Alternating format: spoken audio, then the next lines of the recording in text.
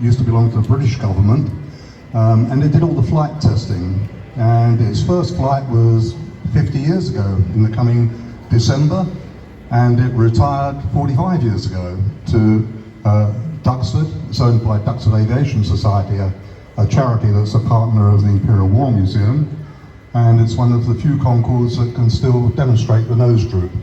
So what we're going to do today is pretend we're going to take a flight from London to New York and show you the different stages of the nose in flight. Our pilots today, our engineers, are Simon and Bill. I can see at least one of them's there, that's good. We're ready to push back at Heathrow. The first thing I'll do is put on the navigation lights and the anti-collision lights. They're little lights where the wing joins the fuselage and at the tips of the wing, just to show the plane's about to move.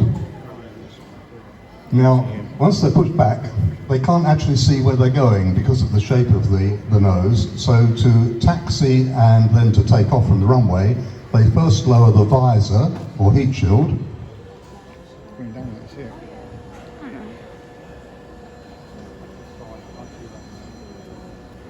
But in that position, you still can't see the taxiway or runway, so for taxiing and takeoff, the nose goes down to 5 degrees.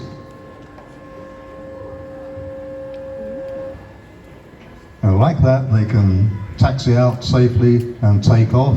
It takes off with reheat, which is pure fuel injected into the exhaust, a lot of thrust, and it climbs away.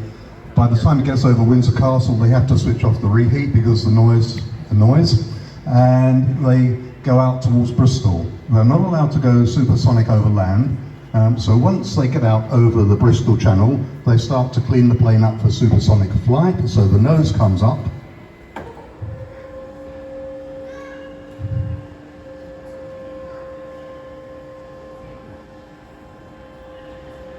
And then the visor or heat shield comes back up, and it truly is a heat shield. At supersonic speeds, twice the speed of sound, the front of the plane heats up to about 125 degrees. So they need that heat shield in place as well as making it more streamlined.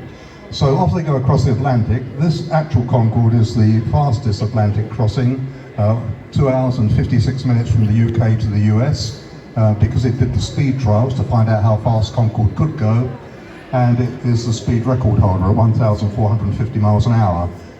So that would get from here to Heathrow in about just under 2 minutes, so pretty quick. So they're flying at 60-odd thousand feet, twice the height of some of the other planes. They can see them below, and they're going at twice the speed of the others. As they approach the American coast, they have to start slowing down to subsonic speed, and then they, getting ready for landing, lower the visor.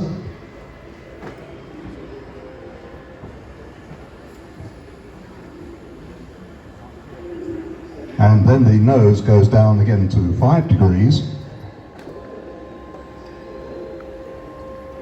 But because of the way Concorde is when it comes into land, with its sort of head held high, even with the nose down to 5 degrees, you can't see the runway, which obviously pretty important. So this Concorde researched how far the nose needed to go to see the runway. And this one has the droopiest nose of all Concordes, goes down to 17.5 degrees.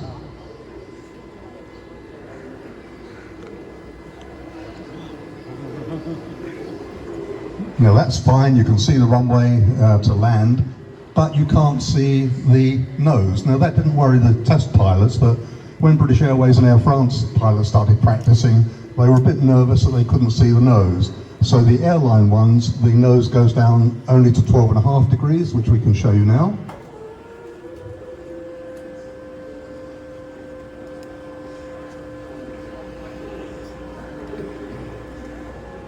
So if you're at New York or Heathrow watching a Concorde come into, that's what the look like. The landing lights and taxi lights now need to come on so we can be seen. The taxi lights are just below the top cockpit, you see them coming on already.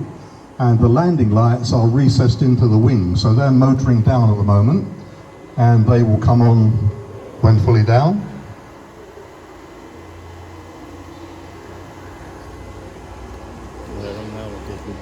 So that's the landing configuration. She lands something like 60 or 70 miles an hour faster than any other airliners, but she was one of the first airliners to use carbon fibre brakes, so she stops pretty quickly, got fans on all the wheels to cool the brakes down, and once she's touched down and starts heading for the jetway at New York, the pilots will put the nose back up to the 5-degree position, but first on this one, it has to go back down to 17.5, and then up to 5 degrees.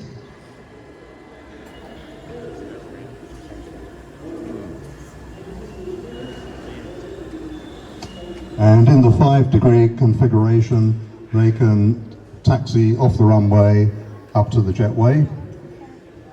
It's going up a bit slow, gravity's high today. Right, so they go onto the jetway, and before their rich passengers get off, they make her look sleek again in the supersonic position, so the nose goes up to 0 degrees.